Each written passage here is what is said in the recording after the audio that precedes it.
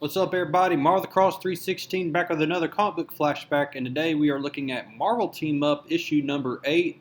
This issue was released in January of 1973, and the cover date is April of 1973, and we have Spider-Man teaming up for the first time with the Cat.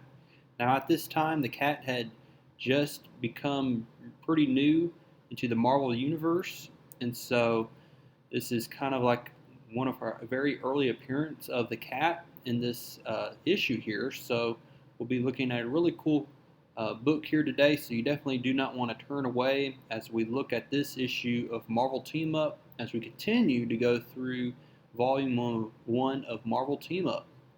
And so the title of this comic is The Mankiller Moves at Night, and we're going to see the first appearance of the Mankiller in this issue. She makes her debut in this issue.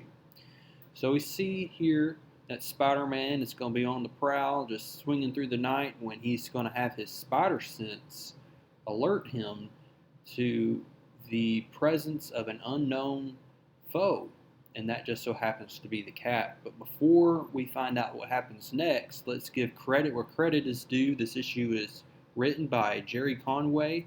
We have Jen Mooney doing the artwork, lettering by Charlotte Jeter, colors to Stan Goldberg, and Roy Thomas doing the editing. And so let's go ahead now and see what happens as Spider-Man has his Spider-Man sense go off.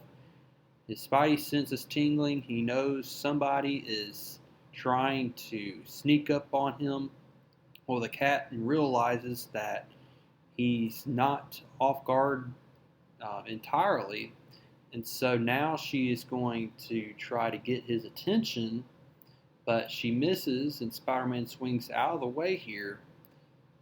And he says, "You're not going to get a chance to try it again, I promise you. The strong silent type, huh? Don't bet on it, pal.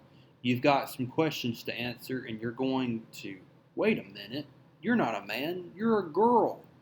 "Correction, Spider-Man. I'm a woman. And not just any woman. I'm the Cat."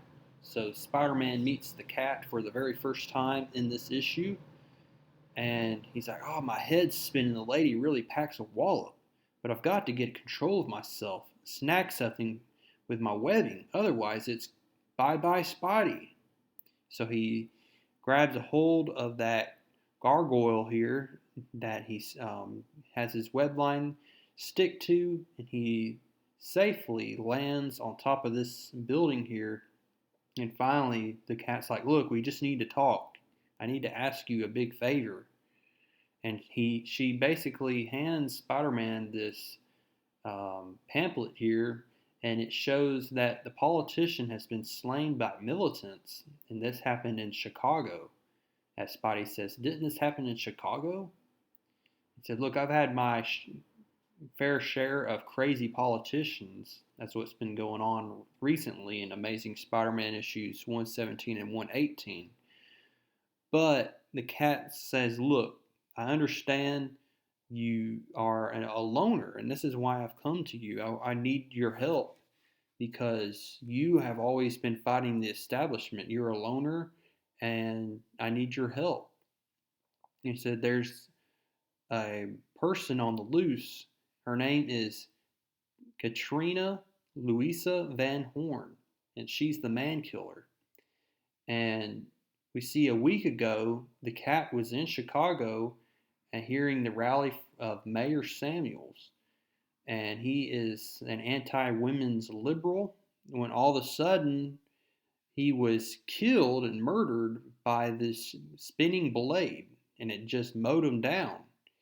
And the Cat noticed when she looked up, there was a shaft with the sunlight glinting off with the metal from the rooftop. And so the Cat is then going to go on the prowl to search on who murdered Mayor Samuels, and that's where she comes across the Mankiller. And the Mankiller, basically, as you're going to find out in this issue, is she's kind of anti-man. She's all about feminism, and she's just out to make men miserable, pretty much. And she says, "Back off, little girl, lest you want your fur ruffled. And I'm just the woman to do it, honey. You better believe it. The man killer." So let's face it, in situations like that, argument is next to useless. But as I discovered, so is violence. Just a takeaway here, I really, really love Jim Mooney's artwork here. His inking and drawing is incredible in this issue. It's very breathtaking artwork, I must say. And so now we're going to go back to the present here. And so the cat is filling Spider-Man in on this information about the Mankiller, how she's now come to New York City and she's a big threat. And that's where Spider-Man's like, "Well, one question, Cat Lady, why did you choose me?" And that's where the cat says basically that you're an outcast, you fight an established order, and you're willing to battle for the things you believe in. Am I right? So with that, Spider-Man agrees to team up with the cat, and they're going to hunt down the Mankiller. Meanwhile, the Mankiller is going to make her presence here in New York City by making her presence here known, and she's going to come to her sanctuary here where she has the rest of her elites here. And she says, "Lord in heaven, it's Katrina.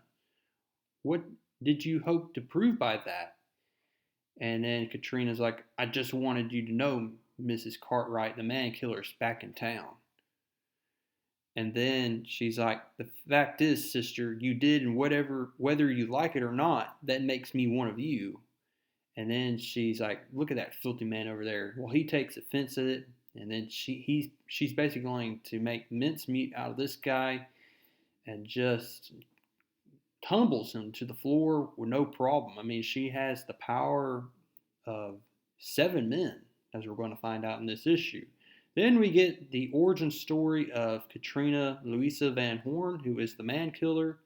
She was a Winter Olympics Olympian, a professional skier, and she was challenged by these 2 men who are bigots and basically saying that women can't be as good as men in athletic competition.